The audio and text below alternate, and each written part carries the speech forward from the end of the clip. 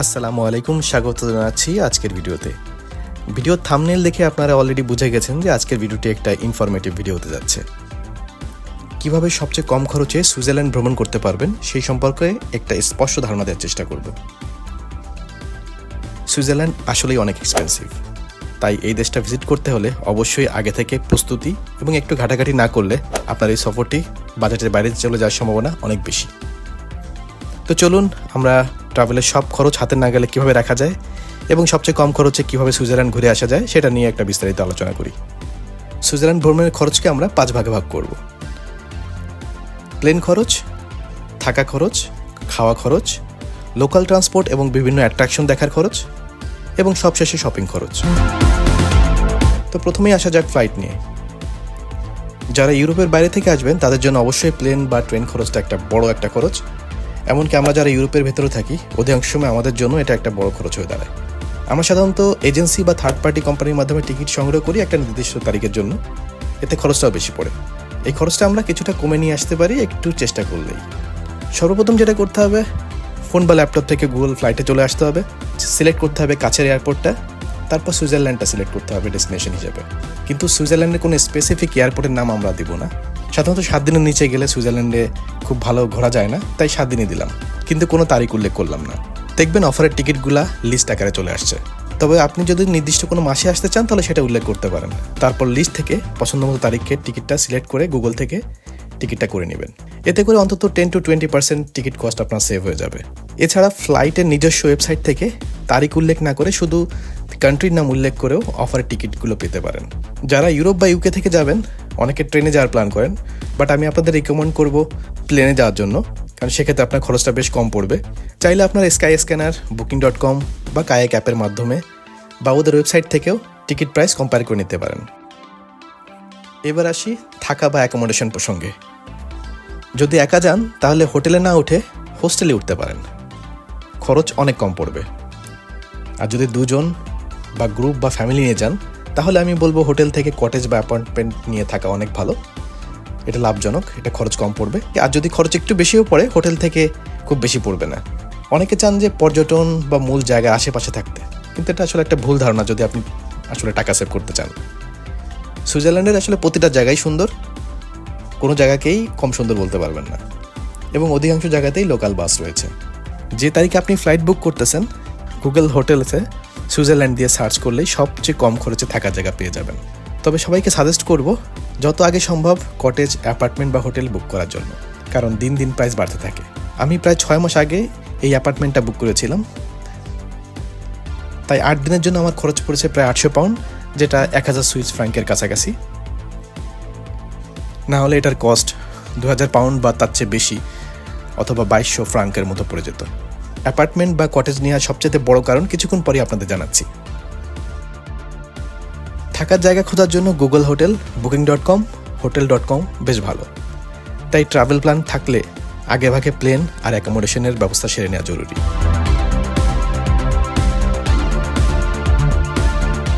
এবার আসি খাবারের প্রসঙ্গে।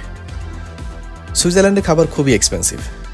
আপনি যদি কোনো রেস্টুরেন্ট বা ক্যাফেতে খেতে যান একবারে জনপ্রতি হালকা নাস্তার সাথেই খরচ পড়বে আপনার 8 থেকে 12 পাউন্ড, যা 10 থেকে 15 ফ্রাঙ্কের মতো। আর যদি লাঞ্চ বা ডিনার সাথে চান তাহলে তো কথাই নেই, মাথা পিছু 18 থেকে 25 পাউন্ড পড়বে, যেটা 20 থেকে 30 সুইস ফ্রাঙ্ক, এর থেকে বেশিও লাগতে পারে।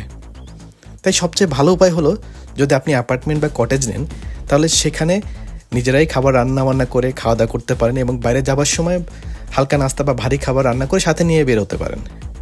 এতে করে আপনার 70 থেকে 80% খাবার খরচ বেঁচে যাবে। সব অ্যাপার্টমেন্ট বা কটেজে রান্নার ব্যবস্থা থাকে।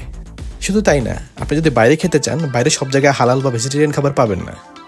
আর যদি বাইরে আপনাদেরকে খেতেই হয়, রান্না করতে চান না, সেক্ষেত্রে লোকাল গ্রোসারি শপ যেমন লিডল, কোঅপ আছে, এবং আরও ছোট বড় অনেক গ্রোসারিস আছে যেখানে থেকে স্যান্ডউইচ, বেকারি টাইপের খাবার আপনারা নিয়ে খেতে পারেন, যেটা খরচটা কিছুটা তুলনামূলক কম পড়তে পারে। But restaurant should be very expensive, তো রেস্টুরেন্টে না যাওয়ার জন্য রেকমেন্ড করব। যদি আপনার শখের বসে খেতে চান সেটা আপনার ব্যাপার। গ্রোসারি শপগুলোতে ব্রেড, চাল, আলু, পেঁয়াজ, তেল, সবজি থেকে শুরু করে রান্নার সব ধরনের উপকরণই পেয়ে যাবেন। তাই আমি সাজেস্ট করবো যারা হালকা রান্নাবান্না করতে পারেন তারা পিকনিকের মতো করে অ্যাপার্টমেন্ট বা কটেজে রান্নাবান্না করে খরচ সর্বনিম্নে নিয়ে আসতে পারেন।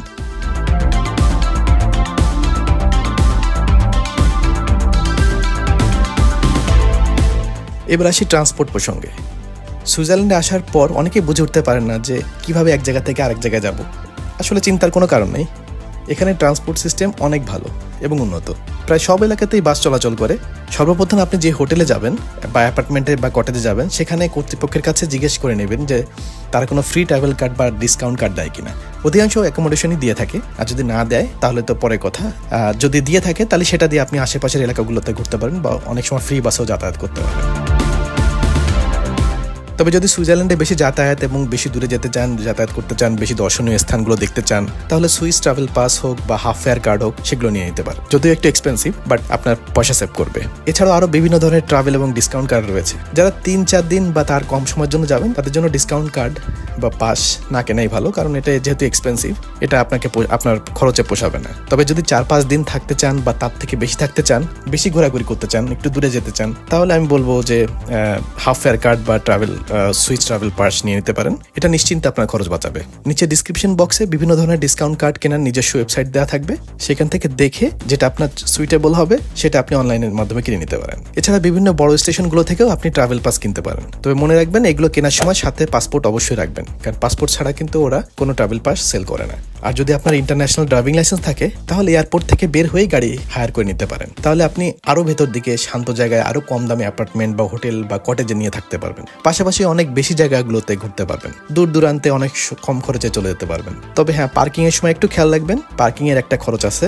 অধিকাংশ জায়গাতে 2 থেকে 3 ঘন্টা বেশি থাকলে সারাদিনের পার্কিং ফিটা দিতে হয়। তারপরেও বলবো, গাড়ি নিয়ে যদি ড্রাইভ করে ঘুরে বেড়ান, তাহলে আপনার সময়ও বাঁচবে, 25 থেকে 30% ট্রাভেল কস্টও বাঁচবে, সাথে অনেক বেশি জায়গা এক্সপ্লোর করতে পারবেন। আমি Booking.com থেকে 3 মাস আগেই কার হায়ার করে রেখেছিলাম, যেটা আমি জেনেভা এয়ারপোর্টে নেমেই কালেকশন করে নিয়েছিলাম, আর এটা আমার সুইজারল্যান্ড ট্রিপটাকে অনেক সহজ করেছিল।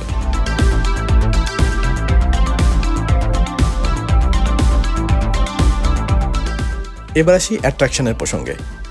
সুইজারল্যান্ডে অ্যাট্রাকশনের আসলে অভাবই নাই, তবে জনপ্রিয় জায়গাগুলোতে যেতে হলে আপনাকে গুনতে হবে বড় অঙ্কের খরচ। যদি ইয়াংফু ইয়াক যান, তাহলে অবশ্যই অন্তত হাফ ফেয়ার কার্ড নিয়ে নেবেন, কারণ ইয়াংফু ইয়াক অনেক বেশি এক্সপেন্সিভ। শুধু এখানে না, প্রায় অধিকাংশ জায়গাতেই দেখবেন যেখানে টিকিট লাগে, সব জায়গাতেই ট্রাভেল পাসের মাধ্যমে এক্সেস খরচ কমাতে পারবেন। এরকম আরও অনেক অ্যাট্রাকশন আছে, সমস্ত জায়গাতেই খুব বেশি এক্সপেন্সিভ। তো ট্রাভেল পাস বা হাফ ফেয়ার কার্ডের মাধ্যমে সব জায়গা থেকেই আপনি অলমোস্ট 50% ডিসকাউন্টে পেয়ে যাবেন টিকিট। সুইজারল্যান্ড আসলে কোথায় কোথায় যেতে পারেন সেটা নিয়ে অন্য সময় আর একটা ছোট্ট ভিডিও বানাবো।